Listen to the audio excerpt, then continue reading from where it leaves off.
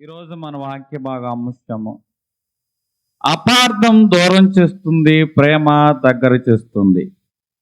ఈ అనుభవం గురించి మనం ధ్యానం చేసుకుంటున్నాం. సామెతలు రాసిన గ్రంథము 18వ అధ్యాయము 13వ వచనం.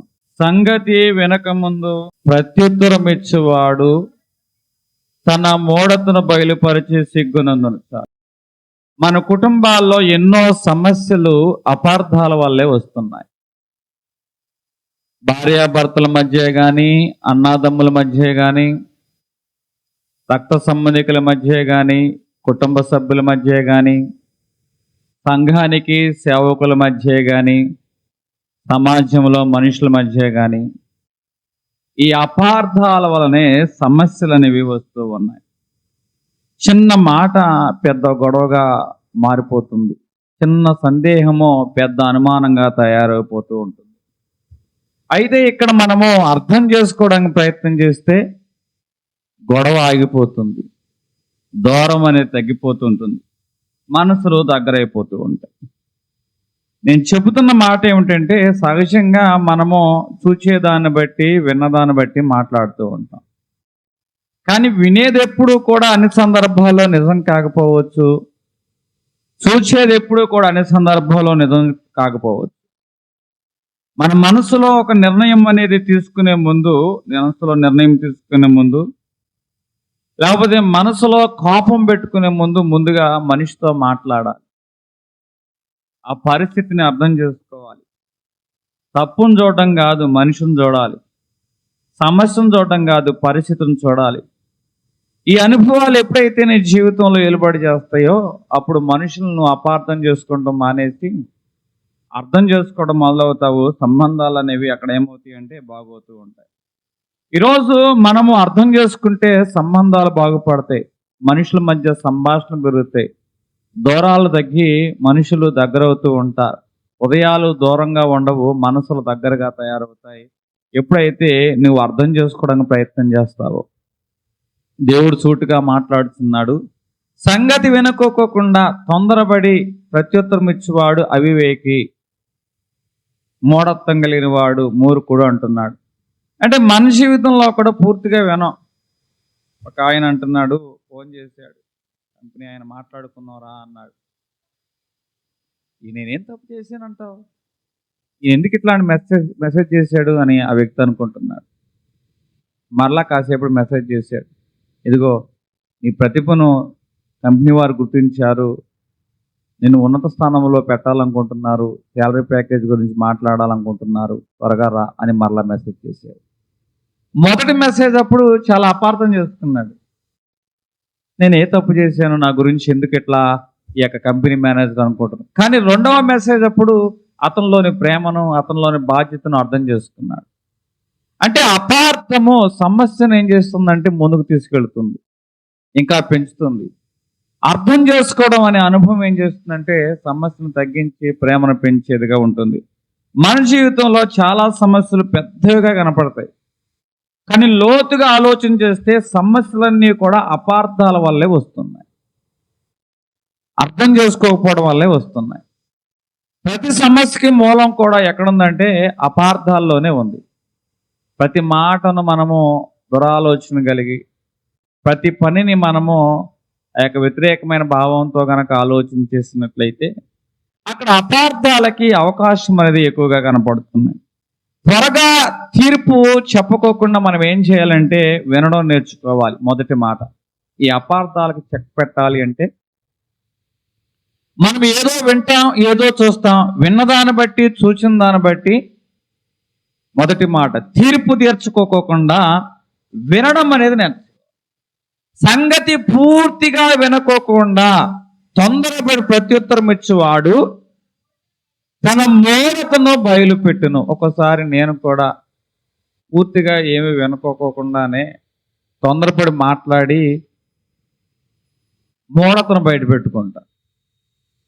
ఆ కాసేపు నేను కరెక్ట్గానే మాట్లాడాలనిపిస్తూ ఉంటుంది. తర్వాత మనసులో పశ్చాత్తాప భావం వస్తుంది. అనవసరంగా మాట్లాడానే, ఎందుకు మాట్లాడానో తొందరపడి, ఇంకా పరిణితిని నేను సాధించాలి అన్న ఆలోచన వస్తూ ఉంటుంది. అంటే సంగతి అనేది పూర్తిగా వినుకోకుండా తొందరపడి మాట్లాడవద్దు అని దేవుడు చాలా స్పష్టంగా చెప్తాడు. ఇన్ని మాటలు చెప్తున్నా నేను కూడా చాలా తొందరపడతాను. అట్టని చెప్తున్నానని నేనేమో పప్పు శుద్ధ అంటారు కదా, పప్పు పోస ఏం పోస అండి అది, శుద్ధ పోసనైతే కాదు. దేవుని నామానికి మహిమ కలుగును గాక. నేను చాలా మార్చుకోవాలి, దిద్దుకోవాలి. ప్రభువు నామం బట్టి దేవుడు నాకు ఆ కృపద ఇచ్చేయాలి. ఇప్పుడు అపవాది గురించి నేను మాట్లాడుతున్నా, త్వరగా తీర్పు చెప్పుకోకుండా మనం ఏం చేయాలట, వినడం అనేది నేర్చుకోవాలి. మనుషులకున్న పెద్ద బలహీనత ఏమిటంటే పూర్తిగా విషయం అనేది తెలుసుకోక మునిపే ఒక నిర్ణయానికి వచ్చేస్తారు, ఒక ఆలోచనకు వచ్చేస్తారు.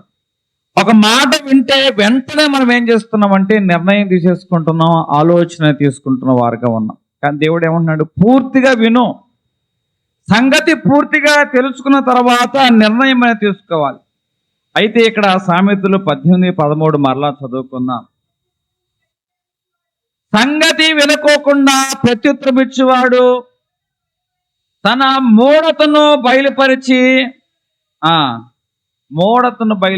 సిగ్గునందును. ఇక్కడ మందిరంలో ఒక సహోదరి, ఆమె హృదయంలో వేదనలు విస్తారంగా ఉన్నాయి, గుండె లోతు గాయాలు చాలా ఉన్నాయి.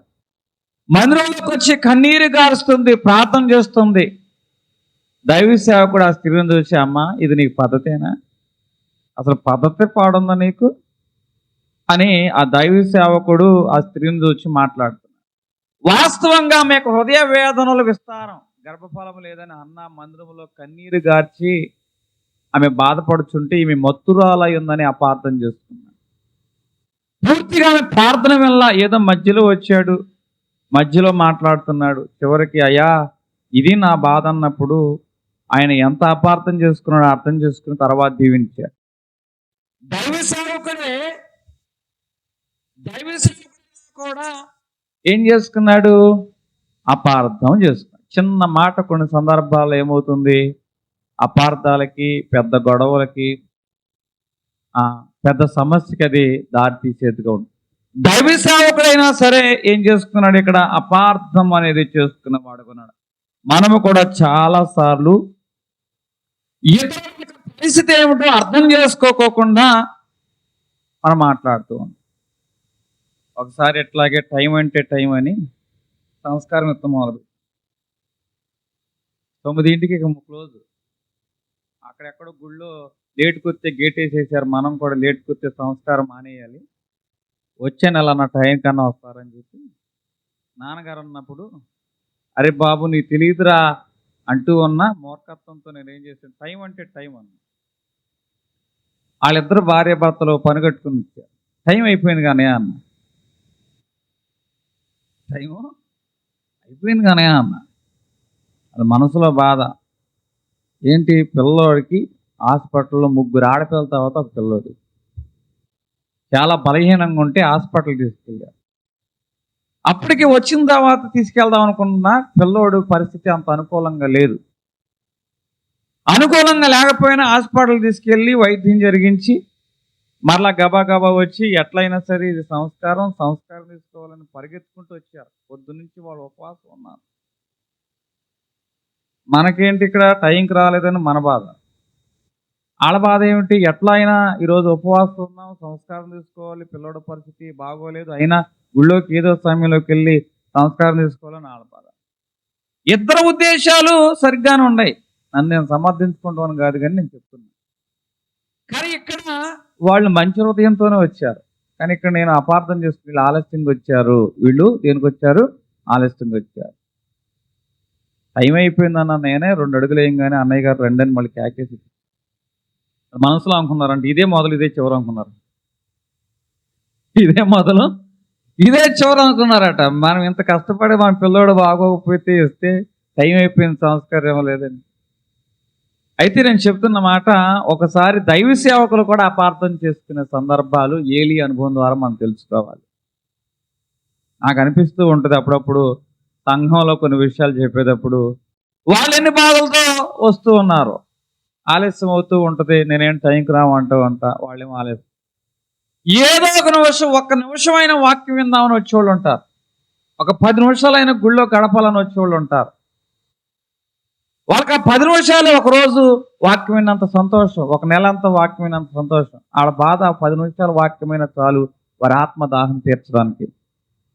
మనం ఏమనుకుంటాం, వీళ్ళు టాపీగా వస్తున్నారు, ముగింపు టయానికి వస్తున్నారని మనం అనుకుంటాం. కొన్నిసార్లు మనం చూసిన దాన్ని బట్టి, విన్నదాన్ని బట్టి మాట్లాడితే ఖచ్చితంగా అపార్థానికి ఏముంటుందంటే అవకాశం ఉంటుంది. ఒకసారి హాస్పిటల్లో ఉన్నప్పుడు ఒక వ్యక్తి చాలా అర్జెంటుగా వచ్చాడు. అర్జెంటుగా వచ్చినప్పుడు లోపల ఉన్నవారు మేమందరం కూడా మా బిడ్డ బాధితులు మేమన్నా వాళ్ళ బాధల ఒకరి తర్వాత ఒకరు పంపిస్తా ఉన్నాం. అంత కామన్ ఐసీయూ అయింది. ఒక బిడ్డ వచ్చాడు, నేను వెంటనే వెళ్ళాలంటున్నా. వెనకమాల చాలా మంది, ఓ బాబు మీకన్నా ముందు వచ్చా మేమేమైపోవాలరా, మేము ఎప్పటి నుంచి ఎక్కడ కూర్చున్నాం, ఇప్పుడు వచ్చి వెళ్దాం అనుకుంటున్నాం, మేమైపోవాలి, నీకు బిడ్డ గొప్ప అయితే మాకు మా బిడ్డ గొప్ప అని మనసులో అనిపించింది. అని వాస్తవంగా అక్కడ జరిగిన విషయం ఏంటంటే, లోపల ఐసీలో ఉన్న ఒక వ్యక్తి చావు బతుకుల మధ్య ఉన్నాడు. తన తండ్రిని ఆఖరి చూపు చూడాలన్న ఆశ కలిగి ఉన్నాడు. ఈ విషయం ఎవరికి తెలియదు. ఆఖరి నిమిషం తండ్రి చూపును కోల్పోతానేమో, తండ్రి తను చూడకుండానే చనిపోతాడమన్న వేదన అతనిలో ఉంది. కంప్యూటర్ చెప్పాడు. వెంటనే నేనే వాళ్ళందరిని ఆపి ఆ బిడ్డను పంపించి, మొదట నేను అపార్థం చేసుకున్నా, వీడికి ఒక్కడికే నా తొందర, మాకు తొందర లేదా అని. అంటే మనము అపార్థము, ఒక మనిషి యొక్క హృదయాన్ని తెలుసుకున్నప్పుడు అతన్ని అపార్థం చేసుకోవము, అర్థం చేసుకుంటూ ఉంటాం. బైబిల్ గ్రంథంలో జరుగుతుంది ఇదే కదా. యోబు స్నేహితులు ఉన్నారు, వచ్చారు, చక్కగా కూర్చున్నారు, చుట్టూరు కూర్చున్నారు ఏకల్లాగా కూర్చొని జీ జీ అంటున్నారు. అంటే మాటలతో యోబుని ఏం చేస్తున్నారు, పొడుస్తూ మొదలుపెట్టారు. నువ్వు ఏ పాపం చేసావో, లోకడ నువ్వు ఏ తప్పు చేసావో, అందుకే నీకు ఇట్లాంటి పరిస్థితి వచ్చింది అని యోబుని గురించి మాట్లాడుతున్నా. అంటే మన జీవితంలో వచ్చిన ప్రతి నష్టం, ప్రతి బలహీనత, ప్రతి అనారోగ్యం పాపం వల్ల వస్తుందా? వాస్తవంగా దేవుడు యోబు గురించి ఏమంటున్నాడు, ఆయన యథార్థవంతుడు, సత్యవంతుడు, నీతివంతుడు అని దేవుడే సర్టిఫికెట్ ఇచ్చాడు. అంతటి యథార్థవంతుడు అంటే అర్థం ఏంటంటే గతంలో పాపం చేసినట్ట చేయనట్ట, అర్థమవుతుందా? సత్యవంతుడు అంటే గతంలో అబద్ధానికి అవకాశం ఉన్నట్ట లేనట్ట, నీతిమంతుడు అంటే అన్యాయం చేసినట్ట చేయనట్ట. అంటే ఇన్ని సర్టిఫికేట్లు దేవుడు ఇచ్చినప్పుడు నీకెందుకు ఈ బాధ కలిగింది, నువ్వు ఏ పాపం చేసావు అని మనుషులు స్నేహితులు అంటూ ఉన్నా. అంటే మన జీవితంలో కలిగే ప్రతి శోధన, ప్రతి నష్టం, ప్రతి గాయం, ప్రతి బలహీనత పాపం వల్ల కలుగుతుంది అనుకుంటే యోబు స్నేహితుల్లాగా మనం కూడా ఉన్నామని అర్థం. అందుకే ఎప్పుడు కూడా ఎవరి కుటుంబంలో ఏదైనా నష్టం వచ్చిందంటే వాళ్ళు ఏ పాపం చేస్తారని మీరు అనొద్దు. ప్రతి నష్టం పాపం వల్ల కలగదు అని యోబే మనకు చెప్తున్నాడు. ప్రతి బలహీనత చేసిన కార్యాల వల్ల జరగదు అని యోబే మనకు చెప్తున్నాడు. అసలు నిజంగా వాక్యం ఎరిగిన వారం అయితే అన్నీ పాపం వల్ల రావు అని యోబుని చూసి మనం తెలుసుకోవాలి. అంటే యోబు జీవితంలో బిడ్డలు పోయారా, అనారోగ్యం వచ్చిందా, ఆస్తి పోయిందా, ఒక్క రోజులోనే నష్టం జరుగుతుందా, ఇవన్నీ కూడా నువ్వు ఘోరం ఏ పాపం చేసి అందుకే ఎన్ని ఒకదానే ఉంటా ఒకటి తగులుకున్నాయి అంటూ ఉంటా. అంటే ప్రతి నష్టం పాపం వల్ల రాదు అని యోబుని చూసి మనం తొందరపడకోకుండా నిదానించి మాట్లాడే వారంగా ఉండాలి. దేవుని నామానికి మహిమ కలుగును గాక. అన్ని బాధలు పాపం వల్ల రాదు. పూర్తి విషయము తెలియకుండా మనం ఏం చేయకూడదు, తీర్పు చెప్పకూడదు. ఇక్కడ ఒక కాలేజీలో ఒక విద్యార్థి ఎప్పుడు లేటుగా వస్తూ ఉండేవాడు. మేము అనుకున్న వాళ్ళం వీడు కావాలని లేటుగా వస్తున్నాడు. ఎందుకంటే మేమందరం కూడా డిగ్రీ కళాశాలకు వచ్చాము, ఎవరి కాళ్ళకి ఇండివిజువల్ ఫ్రీడమ్ ఉంది. టీచర్ త్వరగా రమ్మనే మాట అయితే చెప్పగలుగుతాడు, కానీ త్వరగా అయితే రప్పించగలిగే మెడ మీద కత్తి అయితే పెట్టలేదు. అంత వెసులుబాటు కళాశాలలో ఉంది, ఎవరిని ఒత్తిడి చేసేంత పరిస్థితి లేదు. కానీ ప్రతిరోజు లేటుకు వచ్చేవాడు. మేమందరం చాలా అపార్థం చేసుకునేవాళ్ళం ఆ వ్యక్తిని గురించి. వీడు కావాలని లేటుకు వస్తున్నాడు, ఏ రోజు ముందు రాకూడదు, వీడు రావాలనుకుంటే అనిపించేది. కానీ వాళ్ళ ఇంట్లో వాళ్ళ తల్లి గారు బలహీనతో ఉన్నారు. తనంతట కొన్ని మెడిసిన్స్ కూడా వేసుకునేటువంటి నిస్సహాయకరమైన అనుభవాలు ఉంది. రాత్రంతా పనిచేసి తల్లికి టైం ప్రకారం మెడిసిన్ వేసి తన పని చేసుకుని వచ్చేపాటికి ప్రతిరోజు ఉదయం అతను 5 గంటలకు లెగుస్తూనే ఉన్నాడు, కానీ పనులు అవ్వట్లేదు. వాస్తవంగా మేము తర్వాత తెలుసుకున్న విషయం ఏంటంటే, తల్లి యొక్క బాధ్యతను ఆ బిడ్డ చూసుకుంది. ఎందుకంటే చదువుకున్నాడు కదా, ఏ టైంకి మెడిసిన్ ఏంటో ఇతనికి అర్థమవుతుంది. మరి పెరాలసిస్ స్ట్రోక్, మరి సమయానికి సరైన మందు వేయకపోతే ఒకటి కాకపోతే ఒకటి పడిందంటే ఏదో ఒకటి. అందరూ ఏం అర్థం చేసుకుని వీడు కావాలని లేటుకు వస్తున్నాడు అని మేము సహజంగా అనిపించింది. టీచర్లకు కూడా అది అనిపించింది. కానీ అసలు విషయం తెలుసుకున్న తర్వాత అతడు ఎంత అతనిలో ఉన్న ప్రేమే కానీ, అతని యొక్క మనసే కానీ, అతని యొక్క మంచి ఉద్దేశాలే మాకు అర్థమైనవి. ఆ రోజు నుంచి అతన్ని గౌరవించడం మొదలుపెట్టి, చిన్న వయసులోనే ఎంత బాధ్యత అని. అంటే చూసిందంతా నిజమా? అర్థమవుతుందా? విన్నదంతా నిజమా? కాదు. చూచింది నిజము కాదు, విన్నది నిజము కాదు. అందుకే సంగతి తెలుసుకోకుండా తొందరపడి మాట్లాడువాడు ఎవడని చెప్తున్నారండి? అవివేకి. మనం పూర్తిగా వినకపోతే తప్పుగా అపార్థం చేసుకుంటూ వారుగా ఉంటాం. ఈరోజు మనం ఆత్మ పరిశీలన చేసుకోవాలి. మనం ఇతరుల మాటలు పూర్తిగా వింటున్నామా, లేకపోతే మధ్యలోనే నిర్ణయం తీసుకుంటున్నామా? దేవుడు సూటిగా నిన్ను అడుగుతున్నాడు. వినడానికి నువ్వు సిద్ధంగా ఉన్నావా, లేకపోతే స్పందించడానికి సిద్ధంగా ఉన్నావా? అపార్థం విషయం. మనం దేనికి సిద్ధంగా ఉన్నాం? వినడానికి సిద్ధంగా ఉన్నామా, స్పందించడానికి సిద్ధంగా ఉన్నామా? ఈ రోజు నుంచి ఒక నిర్ణయం తీసుకుందాం. మాట్లాడే విషయంలో మనము వినుటకు వేగిరపడేవారమై, మాట్లాడుటకు మనము నిదానించు వారమై ఉందము గాక. హల్లెలూయా. రెండవ మాట, తొందరపడి మాట్లాడితే అపార్థం వస్తుంది అంటున్నారు కదా. రెండవ మాట ప్రేమతో అర్థం చేసుకోవడం వల్ల సంబంధాలు అనేవి కాపాడబడతాయి. ప్రేమతో అర్థం చేసుకోవడం వల్ల. 1 కొరింథీ 13:4. ప్రేమ దీర్ఘకాలము సహించును, దయ చూపించు. ఏమండి, మనం ప్రేమతో అర్థం చేసుకున్నట్లయితే విడిపోతున్న సంబంధాలన్నీ కూడా తిరిగి బలపడతాయి. అంటే ప్రేమ దీర్ఘశాంతం సహించు. అంటే ప్రేమ ఉన్న చోట ఓపిక ఉంటుంది, ఓపిక ఉన్న చోట అర్థం చేసుకునే మనసు అనేది ఉంటుంది. తప్పిపోయిన కుమారుడు ఉన్నాడు. తండ్రి చెప్తున్నా వినుకోకుండా నా ఆస్తిలో నాకు రావాల్సిన వాట ఇవ్వాల్సిందే అన్నాడు. తీసుకున్నాడు, దుర్వ్యాపారం చేశాడు, చెడు సాంగత్యం చేశాడు, అంతయు ఆగం చేస్తున్నాడు. చివరికి అన్నీ కోల్పోయాడు. వాస్తవంగా నువ్వు అన్నీ కోల్పోయావు కదరా. అదే ఆ కుమారుడు అడగొచ్చు, నానా నువ్వు నాకు ఆస్తిని పంపించావు, కానీ నీ ప్రేమను నాకు దూరం చేయలేదుగా అని. ఆ కుమారుడు అంటే తండ్రి దగ్గర ఏం సమాధానం ఉండేది చెప్పండి? నువ్వు నాకు ఆస్తినే పంచావు, కానీ నీ ప్రేమ నాకు దూరం కాలేదు కదా నాన్న. నీ ప్రేమ నాకు ఇంకా పూర్తిగా పంచలేదని అడిగితే ఈ తండ్రి న్యాయం చేసేవాడు. అందుకే ఆ మాటకు సమాధానం చెప్పలేడు.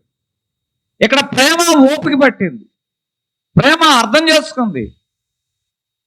చెప్పిన మాట వినుకోకుండా నష్టపోయాడని తెలుసున్నా కూడా మరలా ప్రేమించి. అందుకే ఈయన కుమారుడు చనిపోయి తిరిగి మరలా బతికెను. అందుకే కుమారుడు నిమిత్తం తండ్రి ఏం చేస్తున్నాడు? విందు చేస్తున్న వాడుగా కాబట్టి ఓపుకుంది కాబట్టి అర్థం చేసుకున్నాడు కాబట్టి తిరిగి బతికాడని విందు చేస్తున్నవాడుగా ఉన్నాడు. అంటే ప్రేమ ఉన్న చోట సంబంధాలు అనేవి మెరుగుపరచబడతాయి, బలపడతాయి. అక్కడ అపార్థాలకు అవకాశం ఉండదు. ఇక్కడ బైబిల్ గ్రంథంలో యేసేపు కనపడుతున్నాడు. అన్నలైన వారిని అపార్థం చేసుకోవచ్చు. ఇదిగో మీరు నన్ను ఇట్లా చేశారా, మీకు ఇప్పుడు నా చేతికి దొరికారా అనొచ్చు. కానీ అర్థం చేసుకున్నాడు, నా అన్నలైన వారు ఇట్లా చేయటను బట్టే దేవుడు మాకు క్షేమకరమైన స్థితించాడు. ఇట్లా ఉండబట్టే వాళ్ళు అన్యాయం చేసిన నన్ను నిలబెడితే ఏదో ఒక రోజు నా ద్వారా నా సహోదరులు పోషించబడతారు. దేవుని యొక్క ఉద్దేశం ఇది అని ఆ యొక్క యేసేపు అర్థం చేసుకున్నాడు. కాబట్టి అన్నలారా, ఇదంతా దేవుడు మన మేలు నిమిత్తమే జరిగించాడు అని 50:20 ఉంటుంది.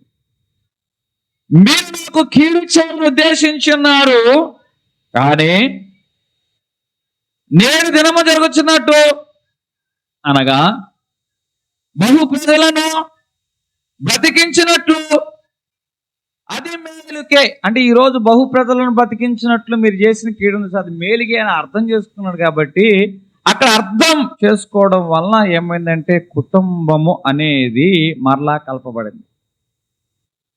ప్రేమతో అర్థం చేసుకోవడం వల్ల కుటుంబం మరలా తిరిగి కలపబడింది. ఇక్కడ యోహాను సువార్త 8వ అధ్యాయంలో వ్యభిచారములో పట్టబడిన స్త్రీ ఉంది. అందరూ ఏం చేస్తున్నారు? ఆమె పాపి, పాపాత్మురాలు కాబట్టి ఈమెను రాళ్లతో కొట్టి చంపాలి అని ఆమెని చేసిన తప్పును గురించి మాట్లాడు. యేసు ఆమెను దోషిగా చేరలేదు. ఆమె హృదయాన్ని చూచాడు. ఏమంటున్నాడు? అమ్మ, ఎవరు నీ మీద రాయి వేయలేదా? నేను కూడా నీ మీద రాయి వేయలేను. అంటే ప్రేమ అనేది ఏం చేయదు, ఇక్కడ తీర్పు చెప్పదు. దేవుడు ఏమన్నాడు? మీలో పాపం లేని వాడు మొదట రాయి వేయండి. అందరూ ఏమంటున్నారు? రాళ్ళు పెట్టుకోడు చంపాలి. మనసులో ద్వేషం కానీ అపార్థం కానీ ఉంటే వెంటనే తీర్పు చెప్తాం. మనసులో ప్రేమ ఉన్నట్లయితే ప్రేమ తీర్పు చెప్పదు, హృదయాన్ని అర్థం చేసుకుంటుంది, మారడానికి అవకాశం ఇస్తుంది. ఈరోజు నీలో ఉన్న ప్రేమ తీర్పు చెప్పేదిగా ఉందా, మారడానికి అవకాశం ఇచ్చేదిగా ఉందా? ఒకసారి మనము ఆలోచన చేసుకోవాలి. ఇక్కడ పేతురు యోహాను సువార్త 21వ అధ్యాయంలో చూసుకున్నట్లయితే పేతురు తప్పిపోయిన, కానీ దేవుడు తప్పిపోయిన పేతురునే ప్రేమిస్తున్న వాడుగా ఉన్నాడు. ప్రేమ తప్పు కంటే ఎక్కువగా మనిషిని ప్రేమిస్తుంది. పేతురు చేసిన తప్పును యేసుక్రీస్తు ప్రభువు చూడటం లేదు, ఆ మనిషిని ఎక్కువగా అందుకే పేతురు మరలా పిలవండి, పేతురు మరలా అందుకే అన్నాడు, పేతురు నీవు నన్ను ప్రేమిస్తున్నావా? తప్పు కంటే ఎక్కువగా దేవుడు ఎవరిని చూచాడు తెలుసా? మనిషిని చూచాడు. సిలువలో ఉన్న దొంగ అతడు పాపే, కానీ అతను తప్పును చూడలేదు, అతని యొక్క హృదయాన్ని, ఆ మనిషిని చూచాడు. కాబట్టి నేడు నీవు నాతో పాటు పరదేశులో ఉంటావు. అంటే దేవుడు సిలువలో ఉన్న రెండవ దొంగను అర్థం చేసుకున్నాడు, పేతురు యొక్క హృదయాన్ని అర్థం చేసుకున్నాడు. కాబట్టి అక్కడ ఏం జరిగిందంటే అర్థం చేసుకోవడం జరిగింది. చాలాసార్లు ప్రేమతో మాట్లాడితే సమాధానాలు దొరుకుతాయి, కానీ అక్కడ మనం అపార్థాలు చేసుకోవటం వలన సమస్యలుగా మార్చేసుకుంటున్నాం ఆ కుటుంబాలను. ప్రేమ వృద్ధి చేయకూడదు, తప్పిదమ్ములను దాచిపెట్టును చాలు. అంటే ఇక్కడ నేను చెప్తున్నా, ప్రేమతో మాట్లాడితే ఖచ్చితంగా అక్కడ సమాధానాలు దొరుకుతాయి. సమాధానాలు దొరికే చోట మనం అపార్థాలు చేసుకోవటం వలన సమస్యలు మనం పెంచుకుంటున్నాం. ఒకసారి ఆలోచన చేసుకోవాలి. ఎందుకంటే అక్కడ భర్త ప్రతిరోజు ఆలస్యంగా వస్తున్నాడు, భార్య అనుకుంటుంది కుటుంబాన్ని పట్టించుకోవట్లా, ప్రేమగా మాట్లాడటంలా, ఈయన మారిపోయాడు, ఈయన మునుపుట్లాగా ఉంటలా, ఈయన మారిపోయాడు అంతే అని మనసులో అనుకుంటుంది, అపార్థం చేసుకుంటుంది, చాలా చెడు అర్థాలు, ద్వందార్థాల్లోకి వెళ్ళిపోతుంది. ఒకరోజు వాళ్ళిద్దరు కలిసి కూర్చొని మాట్లాడుకున్నప్పుడు కంపెనీలో ఉద్యోగం అనేది పోయే పరిస్థితిలో ఉంది. ఉద్యోగం పోతుందన్న భయంతో ఎక్కువ కష్టపడుతున్నాడు అతను కంపెనీలో. ఆ విషయాన్ని భార్య అర్థం చేసుకోక అపార్థం చేసుకుని భర్త మారిపోయాడు, భర్త మునుపుట్లా మాట్లాడడం లేదు అని భర్త ప్రేమను అపార్థం చేస్తుంది. కానీ ఎప్పుడైతే ఉద్యోగం పోతుంది, కుటుంబం పోషించబడదు, రోడ్డు మీద నిలబడతామని అతను తెలుసుకున్నాడు, కష్టపడి ఎక్కువ ఓవర్ టైం పనిచేస్తున్నాడో అదే జీతానికి, అప్పుడు భర్త యొక్క మనస్సును ఆమె అర్థం చేస్తుంది. అంటే కూర్చొని మాట్లాడితే, ప్రేమతో మాట్లాడితే చాలా ప్రశ్నలకు సమాధానాలు వస్తాయి, కానీ అక్కడ మనం అపార్థం చేసుకుని సమస్యను పెంచుకుంటున్నాం. భార్యాభర్తల విషయంలో ఇక్కడ జరిగిన అపార్థం ఇది. ఒక సందర్భంలో ఒక తండ్రి తప్పు చేశాడు. ఆ కూతురు వచ్చి అంటారు, నానా అసలు నువ్వు తప్పు చేస్తున్నావు కదా, దేవుడు నిన్ను ఎందుకు ఏమంటలేదు అంది. దేవుడు నిన్ను ఎందుకు ఏమంటలేదు అంది. వెంటనే ఆ తండ్రి అన్నట్టు పెన్సిల్ అరే బాబు, ఈ పెన్సిల్తో రాశాడు. పెన్సిల్తో రాసిన తర్వాత ఏం చేసింటే అలైజర్తో చెరిపేసిన వాడుగా ఉన్నాడు. అంటే నా తప్పులు కూడా దేవుడు తన ప్రేమతో చెరిపేస్తున్నాడు, నా తప్పులు కూడా దేవుడు తన ప్రేమతో చెరిపేస్తున్నాడు. అందుకే దేవుడు నన్ను జ్ఞాపకం చేసుకునే విషయంలో తప్పును చూడడం లేదు, ప్రేమతో నన్ను చూస్తున్నాడు. మరి నీవు నేను కూడా మనుషులను ప్రేమించినట్లయితే అనేకమైన దోషాలు కప్పుతామట. కన్న కూతురో కన్న కొడుకు ఏదో తప్పు చేస్తే కడుపులో పెట్టుకుంటాం కదా, అట్లాగే మనుషులు మనం ప్రేమిస్తే ప్రేమతో ఆ దోషాలను కప్పుతాము. కాబట్టి వారిని మనం ఏం చేస్తామంటే ప్రేమిస్తాం. ప్రేమ తప్పును చూచి మనిషిని వదిలిపెట్టదు. ఇక్కడ యేసుక్రీస్తు ప్రేమ తప్పును చూడలేదండి, అందుకే మనిషిని వదిలిపెట్టలేదు. ఈరోజు నీ జీవితంలో కూడా ఇదిగో వీడు తప్పు చేశాడు కాబట్టి నాకు కొంతమంది వదిలించుకోవాలనుకున్న వాళ్ళు తప్పులు చూస్తారు, లోపాలు చూస్తారు. కానీ ప్రేమ అయితే తప్పున్నా కూడా వదిలించుకోదు, మనిషిని వదిలిపెట్టదు. మనిషిని వదిలిపెట్టదు. ఈరోజు ప్రేమతో అర్థం చేసుకుంటున్నామా లేకపోతే తప్పును మాత్రమే చూస్తున్నామా? ఒకసారి ఆలోచన చేసుకోవాలి. తప్పును చూస్తున్నామా మనిషిని చూస్తున్నామా? ప్రేమతో అర్థం చేసుకునే వారిని గురించి నేను మాట్లాడుతున్నాను. పరిస్థితిని చూస్తున్నామా సమస్యను చూస్తున్నామా? అక్కడ ఏదో సమస్య వచ్చింది, అక్కడున్న పరిస్థితినే చూస్తున్నావా? ఎటువంటి పరిస్థితులు ఆ సమస్య వచ్చిందని పరిస్థితిని చూస్తున్నావా సమస్యను చూస్తున్నావా? అక్కడ ఏదో ఒక సంఘటన జరిగింది, ఆ మనిషి చేసిన తప్పును చూస్తున్నావా లేకపోతే ఆ మనిషిని చూస్తున్నావా? చాలా దేవుడు సూటిగా మాట్లాడుతున్నారు. ఇక్కడ ఎవరో ఏదో మాట ఆ మాటను చూస్తున్నావా హృదయం చూస్తున్నావా? దేవుడు సూటిగా నీతోనే మాట్లాడుతున్న వాడిగా ఉన్నాడు. ప్రేమ అనేకమైన దోషాలు కప్పుతుంది. అక్కడ సంబంధాలను ఏం చేస్తుందంటే తిరిగి నెలకొల్పేదిగా ఉంటుంది. అంటే నీవు ప్రేమతో స్పందించేవాడుగా ఉన్నావా కోపంతో స్పందించేవాడుగా ఉన్నావా? సమస్యను చూసి స్పందిస్తున్నావా పరిస్థితిని చూసి స్పందిస్తున్నావా? తప్పును చూసి స్పందిస్తున్నావా లేకపోతే మనిషిని చూసి స్పందిస్తున్నావా? దేవుడు సూటిగా గెలవడానికి నువ్వు స్పందిస్తున్నావా అర్థం చేసుకోవడానికి నువ్వు స్పందిస్తున్నావా? దేవుడు సూటికి ఈరోజు నేను అడుగుతున్నాడు. ఈరోజు నువ్వు సంబంధాన్ని గెలవడానికి నీ మాట నీ అహం గెలవడానికి ప్రయత్నం చేస్తున్నావా సంబంధం గెలవడానికి ప్రయత్నం చేస్తున్నావా? మన మాటల కన్నా సంబంధాలు గొప్పవి. దేవుడు సూటిగా నీతోనే మాట్లాడుతున్నాడు. ఇక్కడ అపార్థాల గురించి చాలా లోతైన విషయాలు ఈరోజు మనం తెలుసుకుంటున్న వారుగా ఉన్నాం. ప్రేమ గాయాన్ని మారుతుంది, ప్రేమ దూరాన్ని దగ్గర చేస్తుంది, ప్రేమ సంబంధాన్ని సరిచేస్తుంది. మరి ఈరోజు నీ ప్రేమతో స్పందిస్తున్నావా కోపంతో స్పందిస్తున్నావా? సమస్యను చూస్తున్నావా పరిస్థితిని చూస్తున్నావా? తప్పును చూస్తున్నావా మనిషిని చూస్తున్నావా? ఏది? నీ జీవితంలో మనుషులను అర్థం చేసుకునే విధానం దేవుడు సూటిగా అడుగుతున్నాడు. అర్థం చేసుకోవడం వల్ల ఏమవుతుందో తెలుసా? మనశ్శాంతి వస్తుంది. కొంతమంది మనుషులు ఉంటారు తప్పులు ఎదికేవారు, బోతాబ్దాలు పట్టుకుంటారు. వీళ్ళకి హబుల్ టెలిస్కోప్ కావాలి, మామూలు టెలిస్కోపులు కాదు. వీళ్ళకి కావాలి ఏ టెలిస్కోపులు కావాలండి? హబుల్ టెలిస్కోప్ అంటే ఏంటో తెలుసా? అది ఎంత దూరంగా ఉన్నదాన్నైనా చూసేస్తారు, చాలా క్లియర్ కట్. అట్లాగే మళ్ళా విషయాలు ఏం చేస్తారంటే బోతార్థంతో చూస్తూ ఉంటారు. కానీ దేవుడు ఏమన్నాడంటే అర్థం చేసుకోవడం వలన శాంతి వస్తుంది. మనుషులను అపార్థం చేసుకున్నంత రోజులు కూడా నీ మనసులో శాంతి ఉండదు. వారు ఏ పరిస్థితుల్లో ఎట్లాంటి అనుభవాల మధ్య ఈ కార్యక్రమం చేశారు అని నువ్వు అర్థం చేసుకున్నట్లయితే మనశ్శాంతితో పోతుంది. అర్థం చేసుకోలేదనుకో పద్దాక వాగినట్టుగానే ఉంటావు. నాకిట్ట జరిగింది, ఇట్ట అన్యాయం చేశారు, వాళ్ళు ఎట్టు చేశారు, వీళ్ళు ఎట్టు చేశారు. మనిషిని అర్థం చేసుకున్నట్లయితే మనశ్శాంతిగా ఉంటావు. ఇక మరలా దాని గురించి నువ్వు మాట్లాడు, చక్కగా కంటి నిండా నిద్రపోతే కడుపు నిండా ఎంత శుభ్రంగా జరిగింది. అదే అపార్థం చేసుకుంటూ మొదలెట్టావు అనుకో మనశ్శాంతి ఉండదు, నిద్ర ఉండదు, తిన్నా జరగదు, గ్యాస్ట్రిక్ ట్రబుల్ ఎక్కువ అవుతుంది. ఏదో రోజు హార్ట్ స్ట్రోక్ వచ్చారు. నువ్వు అనుకుంటా హార్ట్ స్ట్రోక్ అనుకుంటావు, కానీ గ్యాస్ ఎక్కువైపోయి గుండు దండిద్ది. దేవుని నామానికి మహిమ కలుగును గాక. అందుకే మనం ఏం చేయాలి చెప్పండి? చెప్పాలి. మనం ఏం చేయాలి? అర్థం చేసుకోవాలి. అర్థం చేసుకుంటే ఏమొస్తుంది చెప్పండి? శాంతి వస్తుంది. మనసుకి ఏమొస్తుంది? శాంతి వస్తుంది. ఇప్పుడు అపార్థం చేసుకుందాం అనుకో ఇక సంవత్సరాల తరబడి రాతి మీద కట్టి ఎవరెస్ట్ శిఖర కన్నా పెద్ద గోడ కట్టారు. అపార్థం చేసుకుంది. అర్థం చేసుకుంటే ఏమవుతుందో తెలుసా? బిజ్జీల మీద బిజ్జీలు కట్టేస్తావు. అనేక నదులు ఆధార్ నుంచి ఈ దారి నుంచి ఆ దారికి దాటడానికి నువ్వు ఒక సాధనంగా మార్చబడతావు. దేవుని నామానికి మహిమ కలుగును గాక. మత్తయి సువార్త 5వ అధ్యాయము 9వ వచనం, సమాధానపరచువారు ధన్యులు. ఇక్కడ లోతు అబ్రహాం గారి యొక్క విషయాన్ని మనం చూద్దాం. లోతు అబ్రహాం గారి యొక్క విషయాన్ని మనం చూసుకున్నప్పుడు ఏం జరుగుతుందంటే అసలు వాస్తవంగా సంపద అంతా ఎవరి వల్ల వచ్చింది?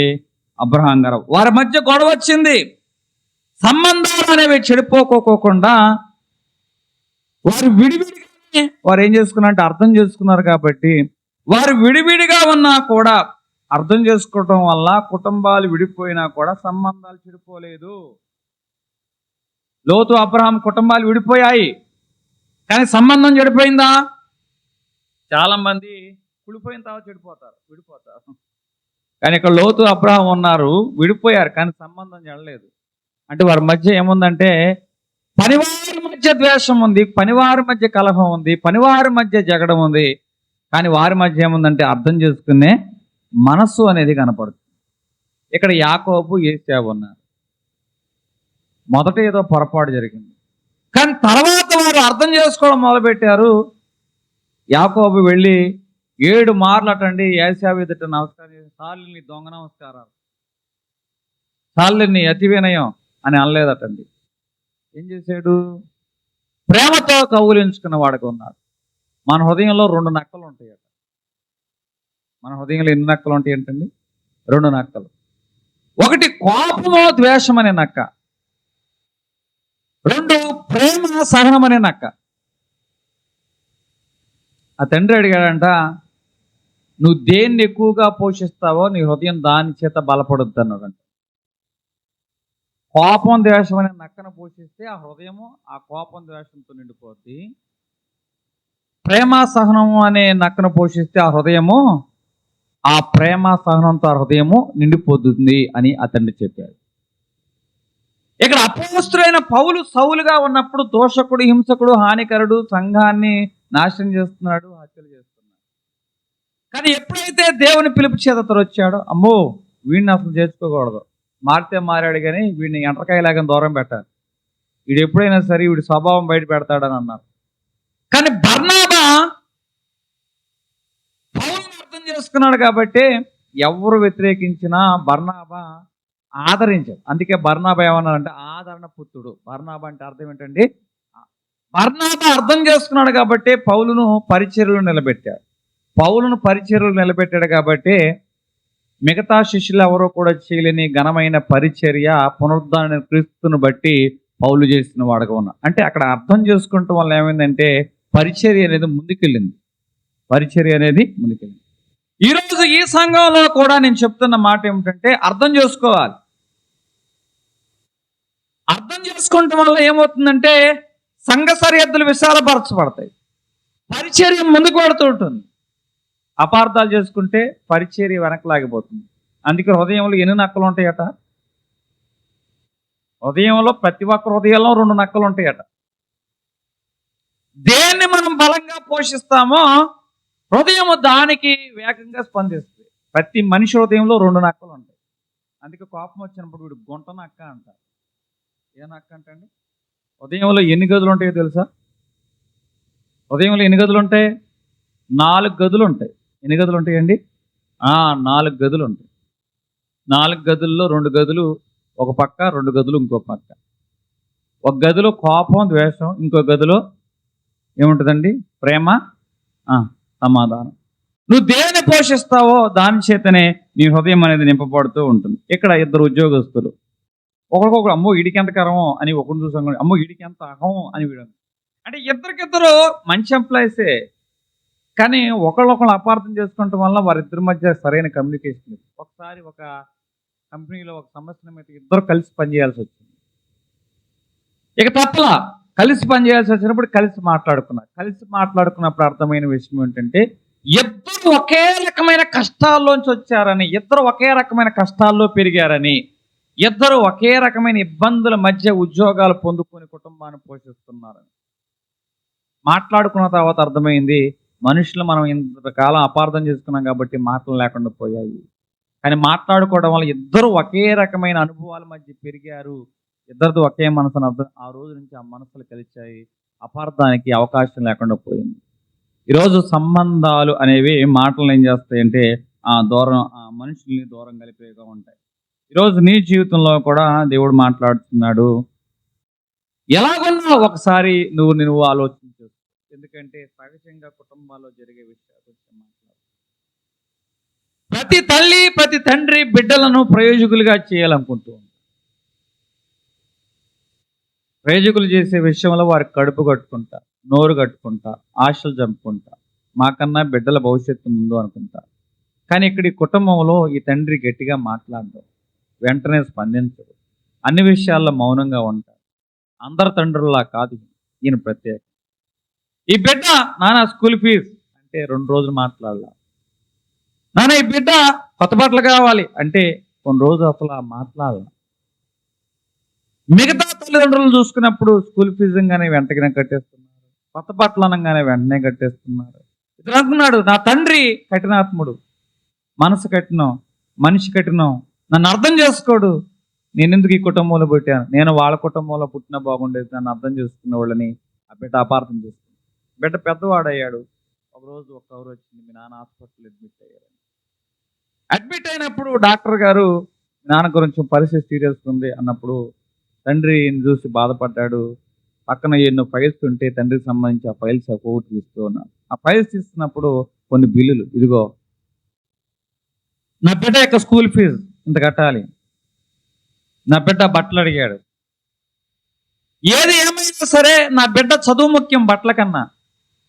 నేను ఎక్కువ ఓవర్ టైం చేస్తే నాకు ఎంత వస్తుంది, ఇన్ని రోజులు ఓవర్ టైం చేస్తే కానీ బిడ్డ ఫీజు నేను కట్టలేను అని ఆ తల్లి తండ్రి ఒక్కొక్క చీటీ రాస్తున్న ఒక్కొక్క బిల్లే అనమాట. ఇది ఇన్ని రోజులు ఓవర్ టైం చేసి నిన్ను ఆస్తి చంపుకుంటే నేను ఫీజు కట్టాను.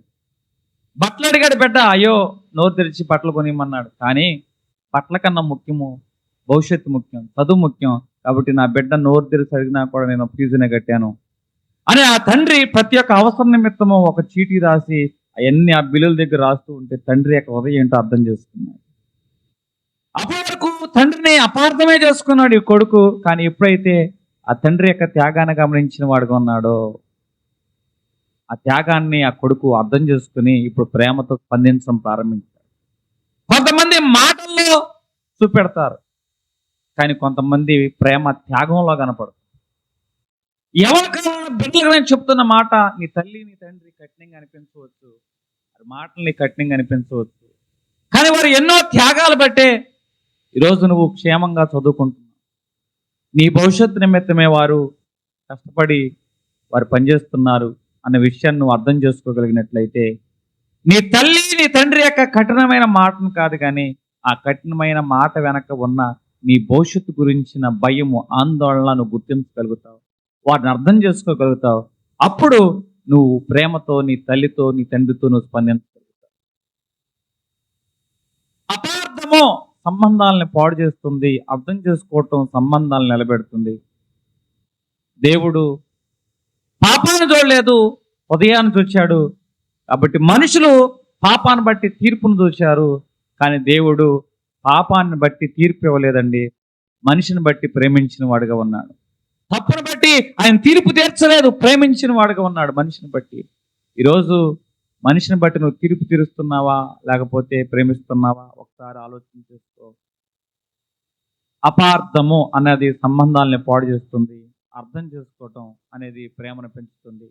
నువ్వు ఏ లైన్ తీసుకుంటే ఆ లైన్లో నీ జీవితం ఉంటుంది. దేవుడైతే ప్రేమకు రూపంగా ఉన్నాడు.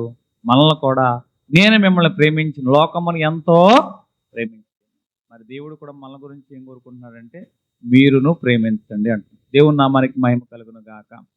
కాబట్టి అపార్థం చేసుకోకుండా, సంగతి పూర్తిగా వెనుకోకుండా తొందరపడి మాట్లాడేవాడు అవివేకి. తీర్పు తీర్చే విషయంలో మనం తొందరపడొద్దు, మనము అర్థం చేసుకుని మాట్లాడేవారిగా ఉన్నాం. దేవుడు కొద్ది మాట వినికిడిలో దీవించును గాక.